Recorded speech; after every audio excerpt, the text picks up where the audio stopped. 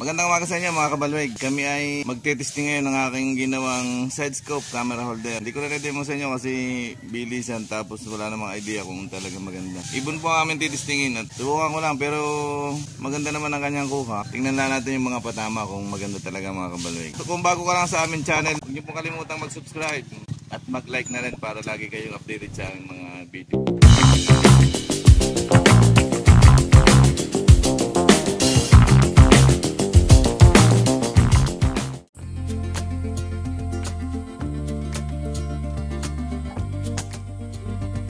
Yun.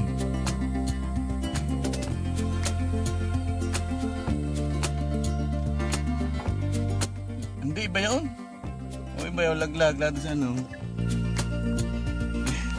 Ayan o. Pakpak lang ang tama eh. Hinanap ko pa sa tubigan mga kabalweg o. Ayan o. Spotted up. Yung mga kabalweg, hanap pa tayo. Bali mga kabalweg, dalawang putok na tayong tama, kaya lang hindi siya nalalaglag. Hindi siguro yung magandang tama, nakakalipad pa rin. Pero mag-aantindi pa rin tayo. Wala tayong dalang pahuning. Minsan ay asa tayo sa dating halimbawa. May dumating, hindi yun lang. Testing lang natin ating side scope camera holder. Pero may huli na tayo, 3 piraso.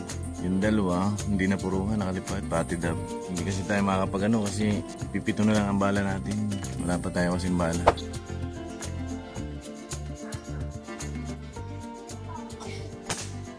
Alam siya mga pa. Papatak. Ayun. Laglag, mga kabalweg. Oh, ito mga kabalweg, huli. Baka madadagdagan pa natin. Malayo lang mga kabalweg. Pero hindi natin alam kung tatamaan natin.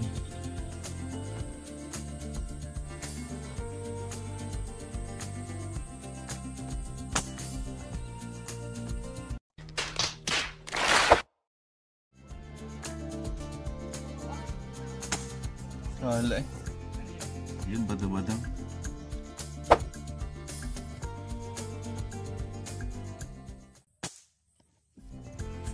Patay mga kabalweg. Mga kabalweg, kami nag-uwi na. Naka-6 lang ako na ibon. Ayos man, mamaya ako na himol-mulan pagdating sa bahay. God bless sa susunod na ulit. Naka-6 naman tayo, mamaya ako na lang pagdating sa bahay mga kabalweg. Gabi na kami nakarating mga kabalweg. Narito yung aking huli. 6 na piraso. 2, 3, 4, 5. 6 lang mga kabalweg ang ating nahuli. Kasi wala tayong mga pahuni mga kabalweg eh. Pero tayo naka-6 din yan. Yan mga kabalweg, aking tatanggalan sila ng balahibo.